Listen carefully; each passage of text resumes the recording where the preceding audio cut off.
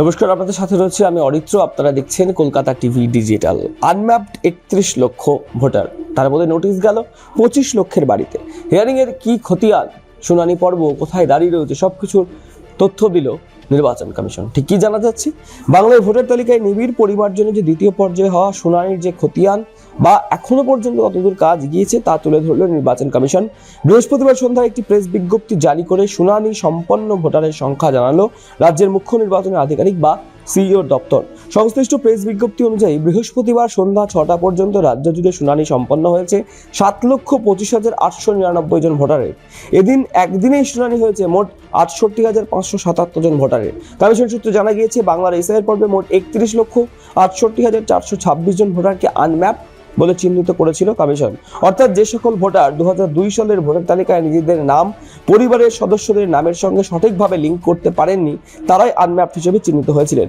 এদিনের বিজ্ঞপ্তিতে সিইও দপ্তর জানিয়েছে, সেই আনম্যাপ ভোটারদের মধ্যে মোট 25,60,476 জন ভোটারের কাছে শুনানির নোটিশ পৌঁছে গিয়েছে। কমিশন বিশেষ ছাড়ও দিচ্ছে। রাজ্যে চলা এসআইআর শুনানি নিয়ে বিবাদ তো কম হয়নি।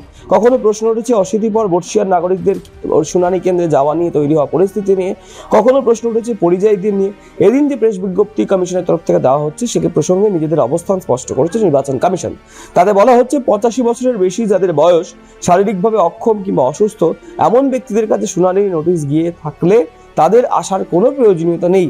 তাদের পরিবার কমিশনের প্রতিনিধিদের সেই ভোটারের শারীরিক পরিস্থিতি সম্পর্কে অবগত করলেই চলবে। তাদের শুনানি বাড়িতে গিয়ে করে আসবেন কমিশনের প্রতিনিধিরা। একইভাবে বিদেশে থাকা ভারতীয় নাগরিক ও পরিযায়ী শ্রমিকদের ক্ষেত্রেও ছাড় দিয়েছে নির্বাচন কমিশন। তাদের শুনানি কেন্দ্রে আসতে হবে না বলেই জানিয়ে দিয়েছে কমিশন। সেক্ষেত্রে ওই ভোটারের প্রতিনিধি হিসেবে তার বাড়ি কোনো সদস্য শুনানি কেন্দ্রে গেলেই কাজ মিটে যাবে। অর্থাৎ যে প্রশ্ন উঠেছিল, যারা বিদেশে থাকেন কর্মসূত্রে ভারতীয় বা পরিযায়ী শ্রমিক, তাদের কি হবে? তাদেরকে আর সশরীরে আসতে হবে না। তাদের পরিবারের কোনো সদস্য যদি শুনানি কেন্দ্রে যান, তাহলেই কাজ অনেকটা মিটে যাবে। সব মিলে এসআইআর এর যে দ্বিতীয় পর্ব, সেখানে শুনানি প্রক্রিয়া কিন্তু জোর গতিতে চলছে। এবং কতটা চলছে, কিভাবে চলছে, কি কি উপায়ে শুনানি প্রক্রিয়া করা হচ্ছে, সমস্ত কিছুর একটা বিস্তারিত তথ্য কিন্তু দিয়েছে নির্বাচন কমিশন তাদের প্রেস বিজ্ঞপ্তিতে।